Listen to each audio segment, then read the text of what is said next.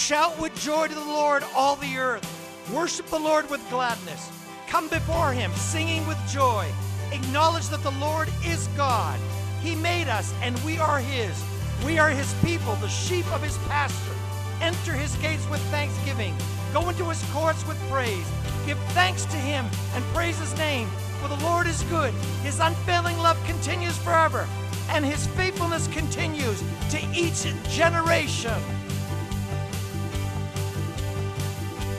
How good to sing praises to you, God.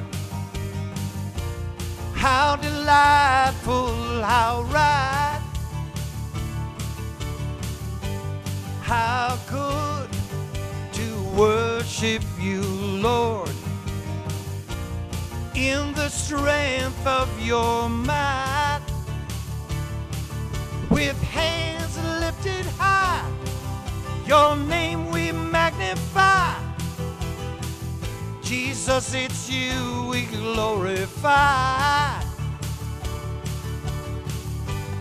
There's no place I would rather be than in your presence, where grace has set me free.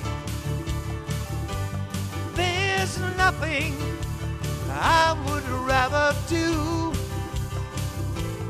than to be singing praises to you.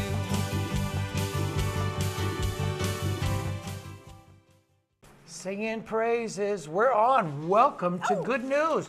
How are you? My name is Pastor Rick. And I'm Cheryl. Great to have you here with us. We want to welcome old friends as we start the show off here. Did you like that song, by the way? Yes, I did. I love when you start the show with a song because we're always in a good mood from then on. Yes. Well, we want to welcome old friends. We have viewers that we didn't know were watching. We have Jacqueline. We want to say hi, Jacqueline. Great to see you. And her sister, I should say, Ruth. And I want to welcome people like Judy, my sister, and Steve up in Maine, and Kim and Karen in Florida, and Ted and Elise in Florida. Ted and Elise in Florida, and Steve and Melissa here. Yes, Missouri. right here in Missouri. So welcome to the program. And how are you, Miss Cheryl? I'm doing good. How are you? I'm doing top of the world.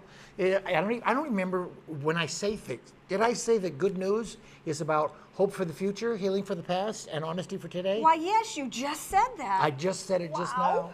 Well, you know what we're going to be talking about. In fact, my daughter was concerned because I did these slides, and last week we talked about Robin Williams, and I had put up on the slide good memories, but I kept that up there today because, you know, if you notice, that's a Post-it. And I want to talk about praising people. And you never notice you can remember when somebody said, good job. You know, somebody said you did awesome. You know, when you find one of those somewhere on your desk, or your wife or your husband leaves one, it really means a lot to you. Yes. How about this one? This is probably something you get, the next one here. How about that? You get to work and someone would say, nice work. And you just feel so good when somebody's telling you you're doing the right thing. Yes. My wife used to leave these little Post-its in my underwear when I was on the road. I used to find them. It was hilarious. Yes, when you were traveling, I'd pack your suitcase with little love notes. Yes, and here's another little love note. I like that one. Thank you. You know, if you say thank you real loud, you don't have to holler please.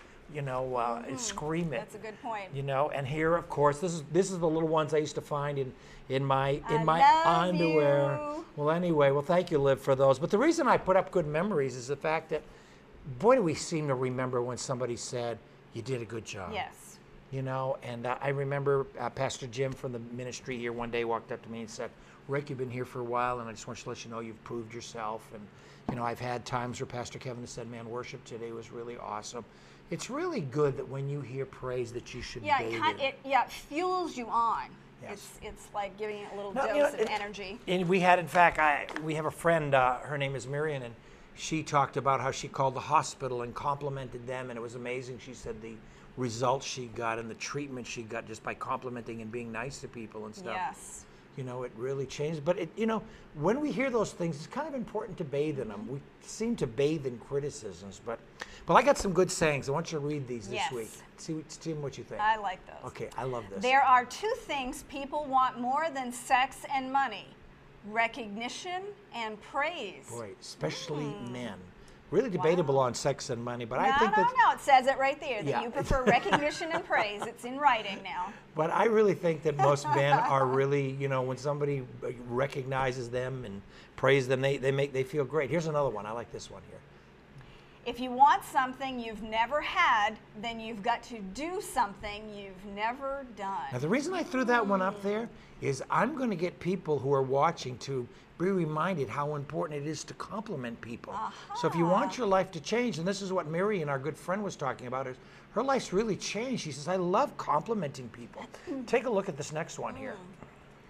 I like to praise and reward in a loud voice and to scold in a whisper. Isn't that great? Ooh, that's a good one, especially for parents and their children. Yes, yes. Here's one about words of encouragement. A word of encouragement during a failure is worth more than an hour of praise after success. Boy, isn't that true? Hey, while you're staring at that, I just want to remind you that, when I was going through really tough times when we were moving to Florida, my dad said, Rick, you're a hustler. You'll do well again. I never, ever forgot that. He says, you're smart. You'll figure it out. You're smart. You'll figure it out. Here's another good saying right here.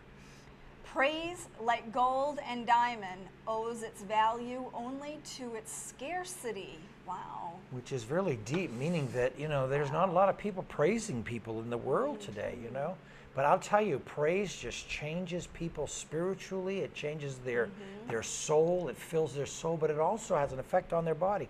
Take a look at this one right here. A strong, positive mental attitude will create more miracles than any wonder drug. I was, thank you, Liv, for putting those up there. I was reading an article many years ago, and it said that, if we removed guilt from our world and remove fear, hospitals would probably be empty. Yeah, no stress. No stress. And, no disease. Yeah, I mean, none of that will exist in heaven, I'll tell you that right now. Yeah. And what is it? I think that the world needs to understand, all of us need to understand that the cross is this way and also this way. As Christians, it's very easy for people to get into church and, and lift their hands and praise God. And on the other hand, forget to tell people they're doing a good job. Yes. And the world, on the other hand, can tend to praise people and recognize people and not recognize God. So I think we can learn something from each other. Absolutely. In fact, I'm going to, here's our word, because before you put it up here, I'm going to explain a little bit of something here. I sat and I was talking to you, and I was saying, what is the greatest challenge that people have in marriages, with children, wherever, is how to get, if people are here and you want them to get them here, how do you get them to get from here to here? Point A to point B. From point A to point B. To change, to grow.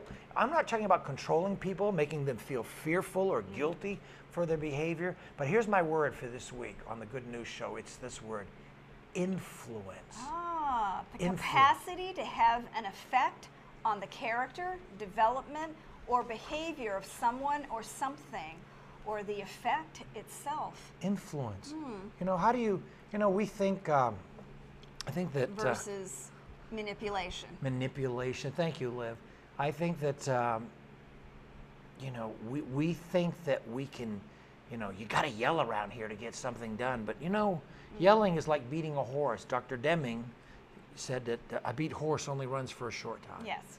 You know what I mean? Yeah, you can yell at people and people will do things, or you can be critical. But when I was talking to somebody this week, I was telling them, I said, when somebody becomes a Christian, I said they jump into the Bible. And I think the Bible is the most incredible book of information. But sometimes it can be a hard read. Yes. And that's why, I've got Liv this week not introducing a movie, but she's going to be introducing a book. Yes. So Cheryl, why don't you look into your camera and do a little intro for our lovely daughter here. Yes, indeed. Well, as always, this segment is featuring our daughter Olivia, and as Pastor Rick said, instead of good movie, she's going to do a good book. This is a classic, and so Liv, why don't you share the good book for this week? Thanks, Mom. Now for this week's good book. This week's good book is How to Win Friends and Influence People. It's how we can make people like us, how we can win people to our way of thinking, and how to change people without arousing resentment. My dad's teachings mostly surround around this book, so they're really good, as you can tell, because my dad's teachings are really good. So read the book, enjoy it, and now here's my mom and my dad. Thank you, Olivia. How to Win Friends and Influence People. What a Yes. classic. I took Yes, that. it is. I even took the course for it and everything. Yes. That book has been out for 70 years. And- Amazing, and yet it still applies. yeah, it is, because I think they're just very, very biblical principles. And somebody met Dale Carnegie one day, and he had a book under his arm, and somebody said to him, "So Dale, what are you reading?" And he said, "Oh, it's my book, How to Win Friends, Influence People." He goes, "Why are you reading your own book?" And he said, it's very simple. He said, "I forget many of these things that I've written down and learned." He said, "I just want to constantly remind myself how to influence people and make friends." And by the way, if you hear this little noise going on, The hum. going on, we decided we normally run the fans. We're in a condo, and this is not a finished condo. You know, we just put newspapers and decorate it. If you could just see right around the corners, you'd be amazed at what you'd see here. The magic of TV. Yeah, the magic of TV. But what it is that there's no air conditioning in here, and it's pretty hot in Missouri this time of the year. So what we used to do is just turn the fans on and turn them off, you know, while we were shooting. So if you hear it, we're just going to run it and see how distracting it is Yeah, for the so show. I look like I'm outside in the Yes, breeze, and the wind but is blowing. I'm not melting. Well, anyway, so here's my little talk for tonight on the Good News Show: how to influence people. Boy, isn't this okay? First, I'm going to explain that these are called principles. Do you know what a principle is, Cheryl? I don't mean a principal of a school. No, something that applies. It works for everyone. It's It's like a law, like Yeah. the law of gravity Yeah, or something. yeah. And Dale Carnegie spent 10 years creating this book Mm-hmm. because he just went around asking people, what do you do that works? Now, Mm-hmm. if you're struggling with your life and you want your life to get better, the number one thing that you need is other people in your life to help you. yes. If you've got too much work, there's not enough people around to help you. You know what I mean? We need each other. Well, isn't it funny that the first chapter of his book, the first principle that he teaches in Yeah. his book, is basically a do not. Yes. Kind of like how to lose friends and how to not influence people. Yes. Here's principle number one. He tells you don't in the book. What does it say, Cheryl? Don't criticize, condemn, or complain. Here's Ephesians 4:20. Well, leave it up there a second. Love, thank you, babe. Read what it says in Do Ephesians. not let any unwholesome talk come out of our mouths, but only what is helpful for building others up according to their needs. That's kind of a neat verse. Thank you, Liv. That's a neat verse because, you know, I don't know anybody who needs complaining. Oh, No. I could use some good complaining today. Or, boy, I really wish you'd, I need to be condemned and really made feel bad. And could you please criticize me? Now, let's face it. People may ask you for a little correction. How do I do this better? How do I improve? I mean, we like it when we get some ideas. Well, critiquing is much different than criticizing. Yes, yes. Yes. You know, it's like today. You know, I'm hoping, Ted, you're watching. And Ted, you sent this lovely. We don't have the phone here. Do you have it? Yes, I do. Maybe you can find his text. And, you know, he never called up he sent us this wonderful text that was just so encouraging. And, you know, Steve, you're watching right now. You said I love the music and stuff like that. We love that sort of thing. You got the thing that Oh. Ted? Yes, I do. Do you have the thing that Ted said? But it's just, you Yes. know, you got it? Go Yes. ahead. What does it say? What is it? Listen, What? this is what Ted said. Here we go. Here we go. You're such a blessing to my life. Thank you for updating the Bible studies. I missed the first one in July, and it was truly missed. I am now complete. Your new song, The Voice, which you did last week, was really one of your best. Compliment, see? The show was straight from God. Voices are confusing at times. Being reminded the many ways God can speak to me was my blessing this week. I think you are right about knowing prayer in the end times. Last but not least. Last but not least, the gift of donation idea is a great idea. Personally, I want the book for my wife, Elise. Now he compliments Cheryl. Yes, he says, tell Cheryl she made the book so inviting she could work for Ashley Furniture with that kind of enthusiasm. LOL. Thanks, Ted. You see, those things mean so much to us, you know? We're all kind of, I know this sounds kind of crazy, but we're like animals in one respect. You know, if you want a dog to do something, you reward the behavior. You let the dog know that the dog is that, I like that behavior. It is natural for us to criticize behavior we don't like. Yes. But I've always taught that positive praise produces peak performance. Tell people what they're doing right. Here's number 2. And these are only just a handful of things from the Dale Carnegie book. But number 2 is this one. Go ahead, Cheryl. Make problems easy to correct. Colossians 4:6 says this. Let your speech always be with grace, seasoned with salt, that you may know how you ought to answer each one.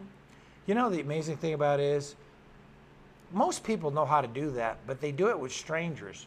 Like, in other words, you know, the pastor comes over the house, or your boss, or somebody, and they knock over the milk, and you're like, oh, it's not a big deal, we'll pick it up. Even though in your brain you're going, oh my gosh, I can't believe he spilled the whole quart of milk. I think the challenge is family. And what happens is the people you're most familiar with. Because you're comfortable. You just, you put your guard down, and you take your filter off, and you go, geez, be more careful. I never thought of that. Yeah, I never thought of being more careful. You know, so I think that's making a problem easy to correct. You know, whether, you know, you can do it in stores with your customers or your clients or whatever, but I think it's so important to do with it all people. Yes. Because, you know, when we make mistakes, especially those closest to you. Yeah, because, I mean, they're the people that are going to choose your nursing home. Remember that. Number 3, here's a good one. I like this one. Overlook when offended. Proverbs 17:9 says this. He who covers and forgives an offense seeks love, but he who repeats or harps on a matter separates even close friends. Oh, that's true. You know, when you repeat and harp on a matter, you're seeking revenge. Yes. And to overlook is to see beyond it. And I think it's, you know, there's a wonderful course out by John Bevere. It's called The Bait of Satan. And being offended is the bait of Satan. That's the battle's not flesh and blood. And we were teaching, and I was talking about this in Bible study. You know, when somebody hurts you, the best thing you can do is bless them. Give them back something. I really appreciate you. It'll break it. You know, I was telling people the other night, somebody hurt me the other day, and I just didn't know what to do. I got so offended, and I said, Lord, what do I do? And he said, just go up there and hug them. So I went up there and I said, you know, I just love you. They had no idea why I was hugging them. But really, it was to break, because I would hold on to that offense. Yeah, and not only that, on that particular incident, it even leaked onto me. And I had to go hug this person because I was getting a little aggravated for you. Yeah, and this is not a way to make a friend. This is not a way to influence people. That was not a good 2 or more agreement kind of thing. Yeah, because you can both come in agreement on a negative thing. Now here's one when it comes to, you know, calling a business or meeting somebody for the first time. You know, because of fear and stuff, sometimes we go in with our fists up. You know, you walk into a restaurant and all of a sudden you see the place is busy and you've got a bad attitude and stuff. Yeah. Here's number 4. Take a look at this. What does it say, Cheryl? Begin a conversation in a friendly way. Now he's relating to the church, Luke 14:23, but I love this. Go out into the country and urge everyone you find to come in so that my house will be full. You know what I mean? It's just, you know, when we talk to people, hi, now, you know, we love walking around Morningside and just saying, welcome to Morningside, how are you? And, you know, people are scared, people feel uncomfortable and stuff, but it's so important to make people feel comfortable. Excuse me. Here's number 5. This is a tough one for some people. Number 5, take a look at this. Make eye contact with people when talking. James 1:19 says this. Understand this, my dear brothers and sisters. You must all be quick to listen, slow to speak, and slow to get angry. You know, I think that when you look at a person and they're talking, that just makes them feel so good. Thank you, Liv. Yeah, you feel like they're valuing what you have to say. You know, even if you can spend a minute with that person, but if you're making eye contact, nothing worse than when you're talking to somebody and they're looking down, you know, looking at their desk, or, you know, or their eyes are shifting all over the place. You know, you're better off to look a person right in the eye and nod your head and look at them and then say, listen, I've got to go, and then walk away, rather than be sitting there. It's so, I don't know. Disrespectful. And it's not a way to make friends and influence people. Let's take a look at number 6. What does it say here? Be invitational to others. Romans 15:7 says what? So warmly welcome each other into the church, just as Christ has warmly welcomed you. Then God will be glorified. You know, when you're in a restaurant, and we do this in the cafe, hey, you want to come sit with us? Yes. You know, hey, you want to go, we're all going somewhere. You know, thank you, Liv. It's kind of like going to, being in school. Remember walking around the cafeteria with your tray, how you wanted to die because you couldn't find a place to sit? Yes. Thank God for that person who said, "Would you like to sit with me?" Yeah. You know, and people are scared. People want to be invited. And as Christians, we've got to do the right thing and, and be invitational and make people feel comfortable. The Bible says, perfect love cast out fear. Well, this person's a stranger. Well, they're only a stranger for a few minutes. Yes. You know, once you invite them over, you'll get to know them. And here's the last but not least, and there's bunches in the book. I advise you to get the book. But here's number 7.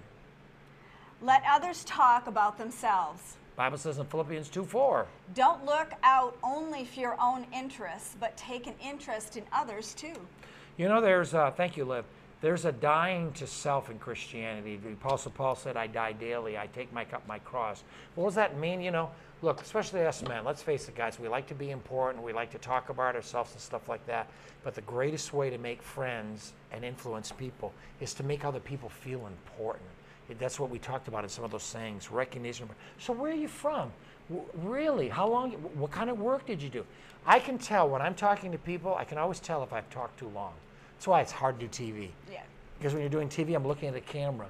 When you're talking to people, you can tell you've lost them. Yeah, and another thing too is use their name. Yes. Because it says if you use their name at least 3 times, first of all, it helps you remember their name for the next time. But there's something about, and we all like it, when you are speaking somebody's name, that's an essence of who they are, and you've taken the time to give them that value. That's awesome. Very right, Cheryl. Well, I hope you've gotten good principles. I'm going to go to my camera here and just introduce my Bible study for this week. Well, I hope you've enjoyed it. Cheryl's got a little talking to do here, but I want to talk about what's going on Wednesdays.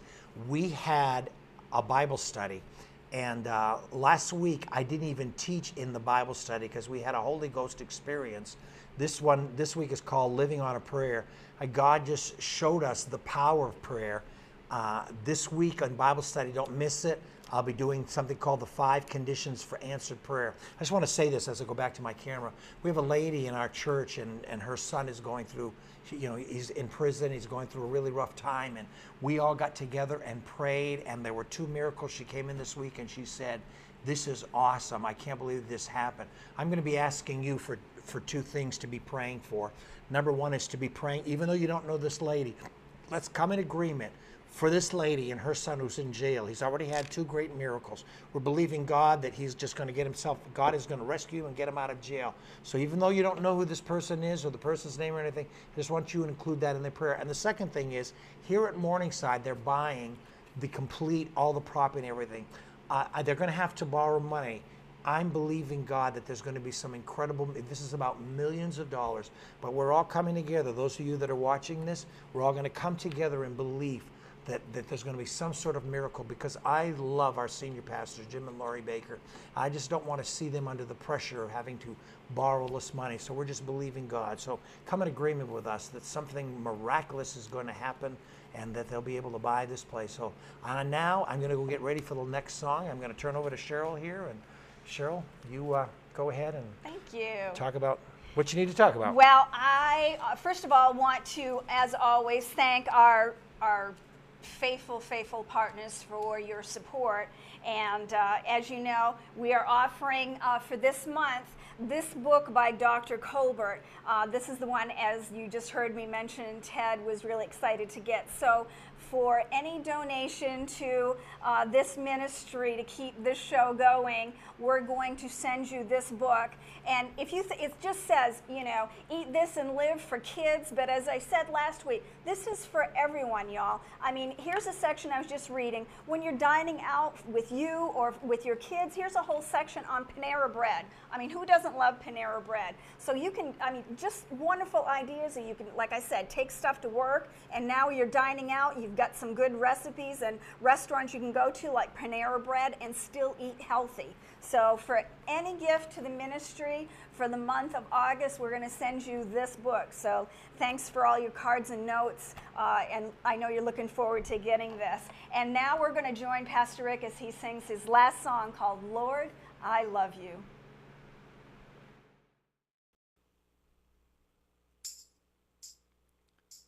Lord, I love you. Yes, I love you. I'll never be the same. You took away my shame. Lord, I love you. Yes, I love you.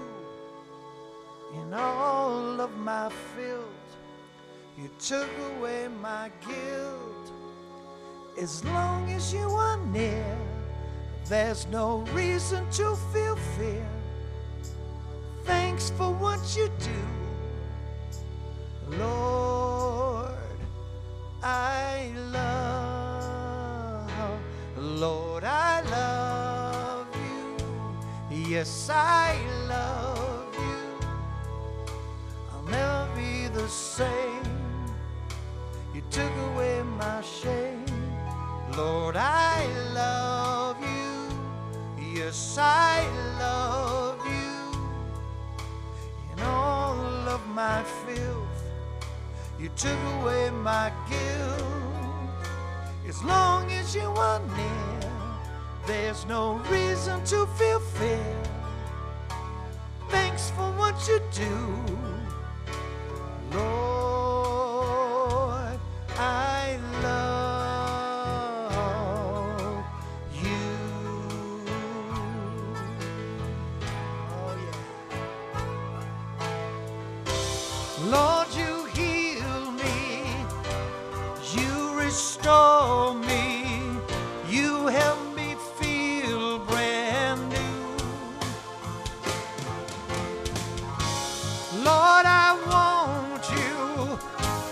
Lord, I need you. Lord, how I love you. Lord, I love you. Yes, I love you. I'll never be the same. You took away my shame. Lord, I love you. Yes, I love you. In all of my filth, you took away my guilt. There's no reason to feel fear as long as you are near. Thanks for what you do, Lord, I love you.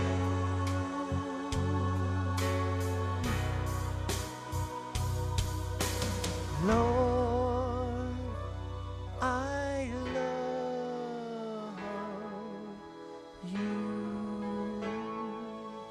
You know, this show's been all about praising God and praising people. So thanks for joining us. But this week, go out and tell somebody they're doing a good job, but especially tell them, I love you. See you next week.